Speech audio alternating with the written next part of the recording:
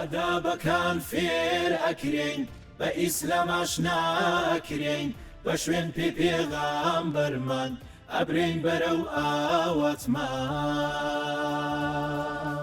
ئەم نورە نوری چاومە ڕێنیشاندەری ڕێگەمە بەرەو بەهەشت ئەمان بات هەنگاو سات بەسات دەزگای نوری. بەناوی خوای بەخشندەی میهرەبان سڵای خوای گەورەتان لێبێت بینەرانی بەڕێز خۆشحاڵم لەم دەرفەتە هاتمەوە خزمەتتان بۆ ئەنجامدانی تیر و پشک بۆ دوو پرۆژەی ناوازە کە نووسینگەی دەستگا پێی هەڵسابوو لە ماوەی ڕابردوودا. یەکێک لە پرۆژەکان پرۆژەی ڕەوشتە جوانەکان بوو لە قورئان و فەرمودەدا کە بۆ ئاستی منداڵ بۆ ئاستی نەوجەوان بەڕێوەچوو و پرۆژەی دووەمیشیان دارا و سارای موسڵمان بوو کە ئەم پرۆژەیەشیان بۆ ئاستی منداڵان لە نووسینگەی دەستگا بەڕێوەچوو. من دەمەوێت گفتوگۆ لەبارەی ئەم دوو پرۆژەیە بکەم ئاخۆ چەند کەس بەشداریان کردووە و ئایا چەند کەس خەڵات دەکرێن. گفتوگۆ دەکەم لەگەڵ زۆر بەڕێز مامۆستا محەممەد عەبدوڵڵا بەڕێوەبەری پەروەردە و لەبەرکردن لە نووسینگەی دەستگای نوری حکمە. مامۆستا محەممەد سڵاو لێبێت. زۆر سپاس دەکەم. سەلامەتی. مامۆستا با لە دارا و سارەی موسڵمانەوە دەست پێ بکەین. ئەم پرۆژەیە بۆ چ ئاستێکە تەمەەن دیاری کراو بوو یاخود هەر کەسێک کە خۆی لەو ئاسە دەبینیەوە دەیتوانی بەشداری بکە و چەند کەس خەڵات دەکرێن. بسم الله الرحمن الرحيم الحمد لله والصلاة والسلام على رسول الله وعلى آله وصحبه وله. طبعا پرۆژەکە بەنای پرۆژەی ڕەوشە جوانەکان بوو بەگشتی لە بۆ قوتابیان نووسینگەی دەستگای نوری حکمە و بە دوو قۆناغی تەمەن دەستی پێکرد. قۆناغێکیان لە بۆ منداڵان لە دایکبوانی ساڵی 2014 و بەرەو سەرەوە کە ئەو کتێبەیەی دارا و سارای موسڵمانیان خوێندەوە و داخینەوەیان تێدا کرد و لە بۆ نەوجوانانیش پرۆژەکەی دووەم بوو کە لە دایکبوانی ساڵی 2005 تا وەکو 2013. مامۆستا محەممەد سەبارەت بەم دوو پرۆژەیە ئێوە ماوەی چەند مۆڵەتتاندا ئەو قوتابیانە بۆی کتێبەکان بخوێنەوە وازەبتی بکەن و دواتر تاقیکردنەوەی لەسەر بکەن. طبعا لە بۆ پرۆژەکەی ئەمە تەوزیعمان کرد بەسەر تەواوی ئەو مودەیەی کەوا دانرابوو لە بۆ خوێندنەوەی کە لە 27 پرۆژەکە ڕاگەندرا لە 28 بە شێوەی مارک بووک دایتمان بە هەموو قوتابیەکی بەشدار بوو ئەوانەی کەوا کتێبی پرۆژەی ڕەوشە جوانەکانی وەرگرت بوو کەوا تاوکو کاتی و بەرواری تاقیکردنەوەکە تەوزیعاتی لاپەڕەکانی تێدا بوو توانی هەر ڕۆژێک چەند لاپەڕ بخوێن تۆ دەتوانیت بە تەواوی کتێبەکە تاوکاتن لە ئەو ماوەیە و لەگەڵ لە مارکبووکەکە بارکۆدی گروپێکمان هەبوو کە ئەو گروپە لە بۆ نەوجوانان پرسیاری نمونەیمان دادەنا لە بۆ پرۆژەی دارا و سارە ئین منداڵان بە شێوە مارک بوو نەبوو کتێبەکە بچووک بوو بەڵام بۆ ئەوانیش گروپماندا نابوو بارکۆدەکەماندا بە قوتابیان کەوا پرسیاری نوێیەکان لەوێ دادەنران. مامۆستا محەممەد سەبارەت بە ڕێژەی بەشداربووان چەند کەس بەشداری لە هەر یەک لەو پرۆژانە بە جیاواز بۆ نمونە دارا و سارەی موسڵمان چەند کەس بەشداری تێدا کرد و ڕەوشتە جوانەکان چەند کەس بەشداریان تێدا کرد. پرۆژەی ڕەوشە جوانەکانی منداڵان کتێبی دارا و سارە نزیکەی 300 قوتابی کتابەکان وەرگرت و بەشداریان کرد و خوێندیانەوە بەڵام ئەوانەی کە هاتن و داخل تاقیکردنەوەکە بن و تاقیکردنەوەیان کرد لە 8 ژماریان 192 قوتابی بوو و لە ئین نەوجەوانش کتێبی ڕەوشە جوانەکان لە قورئان و فەرمودەدا 500 قوتابی کتێبەکەی وەرگرت و خوێندیانەوە بەڵام 182 قوتابی هاتن تاقیکردنەوەکە و ئەمانیش لە هەمان ڕۆژ کە 8 بوو تاقیکردنەوەیان ئەنجامدا. زۆر باشە. چەند کەس ناوی چوویە ناو تیر و پشک بە هەردوو قۆناغەکەی هەم دارا و سارای موسڵمان و هەمیش ڕەوشە جوانەکان؟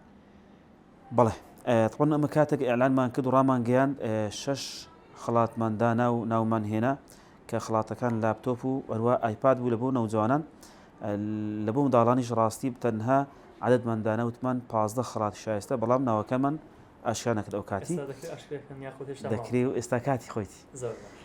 طبعا لە بۆ وەکو باسم کردی نەوجوان دیارە 3 لاپتۆپ وهروە 3 ئایپاد لە بۆ منداڵانیش 3 ئایپاد وهروە 3 قەڵەم قورئان.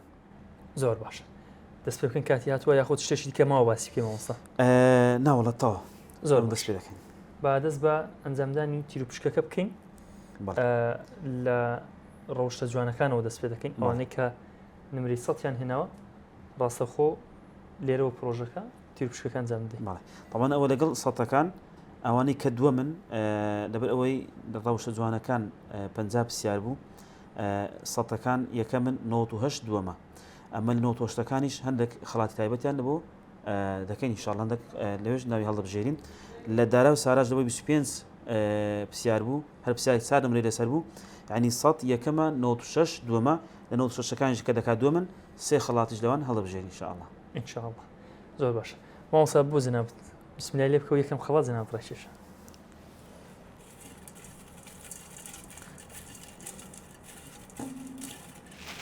پێش ئەوەی ناوەکەی بخوێنمەوە با ئەو زانیارەش بدەم ناوەکەی بیدەمن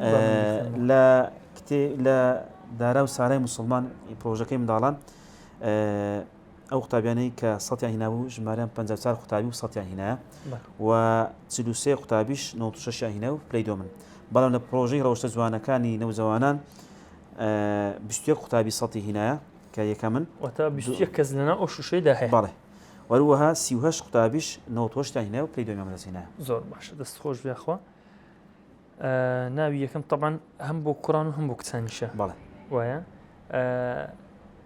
یەکەم خەڵات بۆ کچان دەرچوو سەنا محەممەد ئەحمەد خاتو سەنا بووە خاوەنی خەڵاتی یەکەم جەماوسە ئەوە لاپتۆپەکە وەردەگری یاخود ئایپادەکە لاپتۆپەکە دیارە گرام هاترە بەڵێ دەستان خۆش بێخوا ئەمە خەڵاتی یەکەم خەڵاتی دووەم فەرماوەسە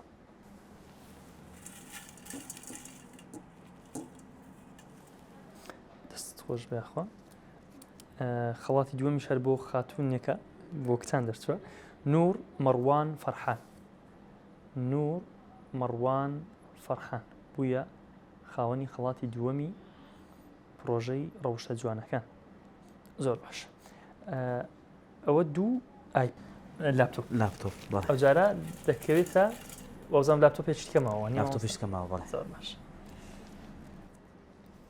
مەڕوان عەبدوڵڵا بایس ئەم جاریان بۆ کوڕان دەرچوو مەڕوان عەبدوڵڵا بایس زۆر باش ئەوە سێ لاپتۆپەکەمان تەواو کرد ئەم جارە سێ ئایپادمان دەمێن باش مادەم وایە تۆ بیخوێنەوە بەڵێ ئەم جاران کچە نوها هەنگاو قادر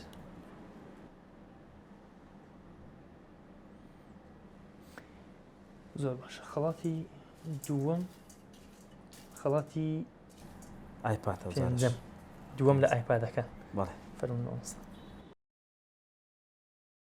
ئارین ئازاد ئەحمەد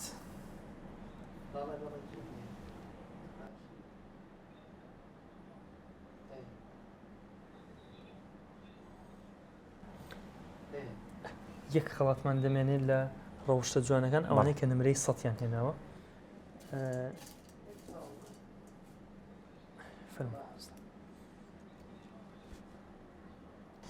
لیا ئامانج ئەحمەد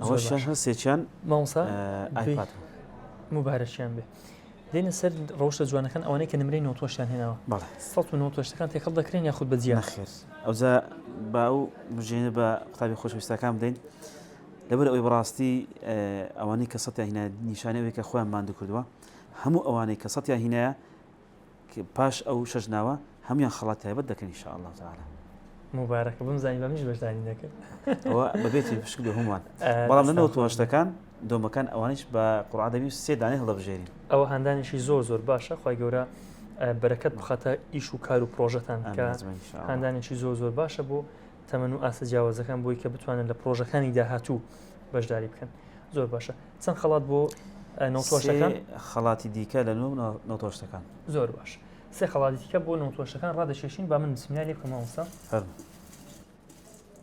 تۆش ناوەکان بخوێنەوە فەرموو شایستە سەدرەدین یەحیا بە نەوتۆشتەکان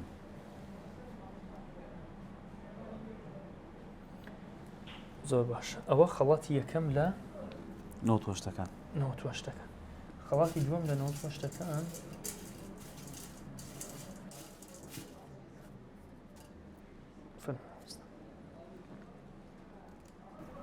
محمد منصور ياسين.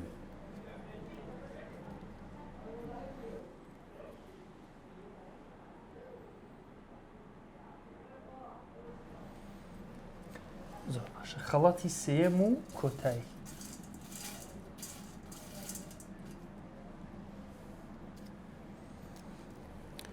سۆزیار یاسین ئیبراهیم.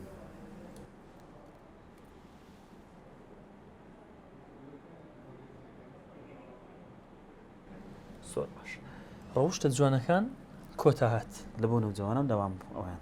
ئەوە لە بۆ ئاستی نەوجوانان سا دێنە سەر دارا و سارای موسڵمان. بەڵێ یەکەم جار لە سەدەکانەوە دەست پێ دەکەین. بەڵێ ئەویشان 6 دانە ڕادەشێش. سێ خەڵات یەکەم ئایپاتە و سێەکەی دیکەش قەڵەم قورئانە. خی گەورە پیرۆزیکە بزانین بۆچێ دەربچێ فەرمووی سنەری پێمان وەسڵ. بسم الله.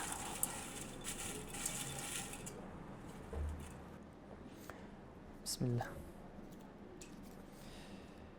مینا مسلیم ڕەسوڵ. مینا مسلیم ڕەسوڵ بوویە خاوەن خەڵاتی لاپتۆپ فەرمووەسە ئایپاد ببوورە با لەسەرمان نەبێتە ماڵماوەسە. دەستت خۆش. عەبدوڕەحمان شێرزاد عومەر. عەبدوڕەحمان شێرزاد عومەر. ئەو دووەم طبعاً ڕەنگە زوزار ئەو پرسیارەش بکرێتن باشە ئەو ئایپاد تا چەند بۆ منداڵی دەکرێتن. هەمان ئەو پرسیارە بوو کە من توێشی بەرنامەکە وەزم ئاراسی جەنابەتم کرد. باشە تۆ جواب دەوە منیش با ناوکەی بخوێنمەوە ببوورە مامۆستا. هەم ئەحمەد دڵشاد عومەر. ئەحمەد دڵشاد عومەر فەرموو مامۆستا. طبعاً ئەو پرۆژانە هەندانی پێویستە بەڕاستی ئەوەش یەک لە وەسایلەکانی هەندانە لاپتۆپ و ئایپاد و بەتانەش وەسائلی تعلیمی سەردەمن هەرچەندە هەم لە بۆ باشش بەکاردێ هەم بۆ خراپەش بەڵام ئومێدمان وایە کە قوتابیانی ئێمە کە لەگەڵ قورئان تێکردن لەلایەنە باشەکەی بەکاری دێنن هەتا ئەگەر ئایپاد و بەتەنە بۆ ئاتار و شیش بەکاری بەڵام شێوازش مەحدود و لە ژێر چاودێری و گوێڕالی دایکباوکان دابیتن بەو شەرتی ئەگەنا بەڕاستی دەبێتە زیان ئەو کاتی بە هیوای ئینشاءڵڵا دەبێ بکەینەوە کات ئینشاءڵڵا هەم پابەندی ئەو ڕێنمای داکوا بیان من کە بۆیان دادێنن هەم لە بۆ مەسلحەتی خۆشیان تەنها لەلایەن باشەکەی بەکاربێنن توان سوودی لێ بدەین ئینشاءڵڵا. مامۆستا بەڕێز ئەوانە خەڵاتی ئایپاد بوون. سێ خەڵاتی دیکەی قەڵەم قورئانمان بەڵێ ئەوزار قەڵەم قورئان دەبێ.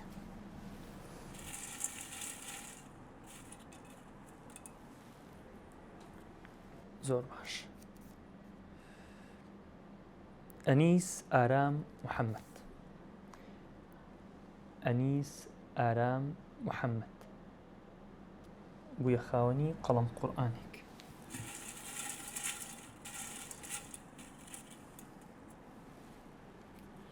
دووەم قەڵەم قورئان یەحیا عەلی تاهیر.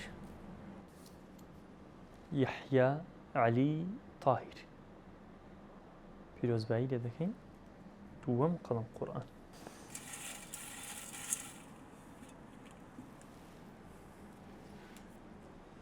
نوها حسين علي. نوها حسين علي. زۆر باش.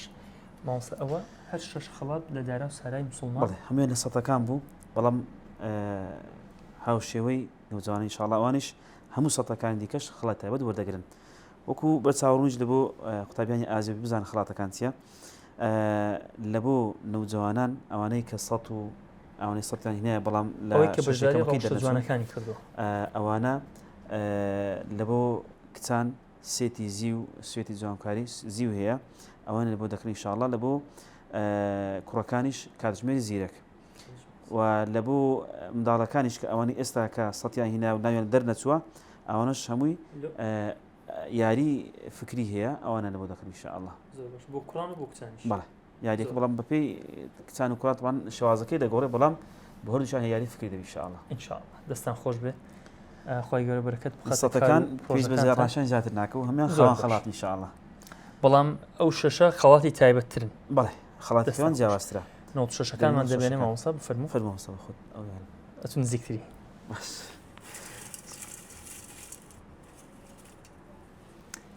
دەست خۆش بێ مامۆستا محەممەد. ماهر شێرزاد ئەحمەد. ماهر شێرزاد ئەحمەد. ئەوانە خڵاتەکانیان مامۆستا خەڵەتەکان یاری فکری دەبی ئینشاءالله. یاری زۆر باش. دۆکەتی حەز دەکەم خۆڕاکێشی.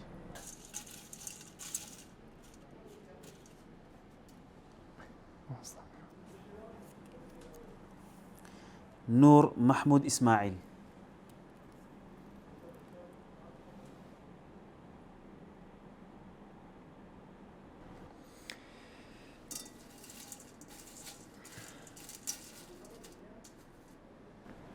كوتا خواته مامۆستا. كتيشة طبعا. ديا هجار عثمان. ديا هجار عثمان.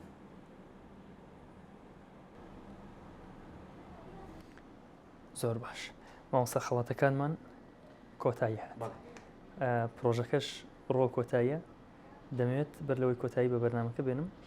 ئەگەر جەنابتان قسەیەکتان مابێ بۆ بیسەران ئەوە فەرموو.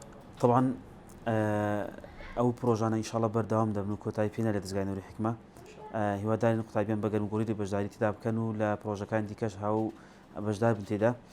بەڵام ئەوەی گرنگە پێشەمو شتێک وەکو نیەت تەنها لە بۆ خی گەورە بیکەن ئینشاءالله هەدەفەکەەوە بیتن کە زانستێکی شەرعی فێر دەبن و هەروەها جێبەجێشکی لەژیان ڕۆژانەتاندا چکە هەردوو کتێبەکە کۆمەڵک شت فێرکرانە قوتابیان کە ژیان ڕۆژان بەکاری دەهێنن. ئەگەر بێت و لە ژیان ڕۆژانە ئەو ئاکار ڕۆژتانە بەکاربینن هەم لای خی گەورە خۆشەویست دەبن و پاداش وەردەگرن هەم هەرگیز دەبیری ناکەن ئینشاءالله. ئەبە هیوای ئینشاءالله فرصتەکانی دیکە بتوانین پرۆژەی دیکە و گەورتیش ئەنجام ئەنجام بدەین. لێرەوەش دەمەوێت دەستخۆشی لەو بەڕێزانە بکەم لەو برا بەڕێزانی کەەوە هاوکار بوون وەکو مادی لە دابینکردنی خەڵاتەکان و دابینکردنی کتێبەکان کەەوە پاڵپشت بوون لە بۆ بەردامبوون و بەسەرکەوتنی پرۆژەکە خی گەورە پاداشیان داتەوە.